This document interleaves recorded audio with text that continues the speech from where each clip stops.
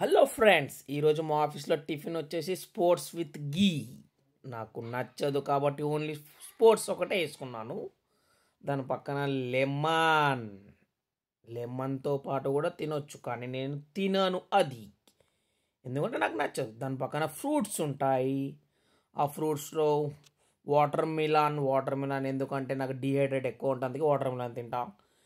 తర్వాత పపాయ నాకు చాలా ఇష్టం కాబట్టి డబల్ 2 సార్లు వేసుకొని రెండు సార్లుగా తినేస్తా. పైనాపిల్ స్టైల్గా వెళ్ళేసి డెజర్ట్ తీసుకుందాం అనుకున్నా, కానీ నాకు స్టైల్గా రాలేదు. అది అలాగా నా ప్లేట్కి వచ్చేసింది అలా.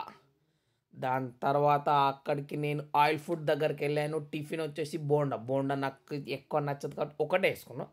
దాని పక్కన పొంగల్ ఉంది. దాని పొంగల్లో ఒక జీడిపప్పు గురించి మస్తు వెతికిన, కానీ నాకు దొరుకుతూనే లేదు. అది 2-3 సార్లు తీసి పెట్టి పక్కకు మళ్ళీ దాని తర్వాత దొరికింది. అప్పుడు నేను నా ప్లేట్లో వేసేసుకున్నా.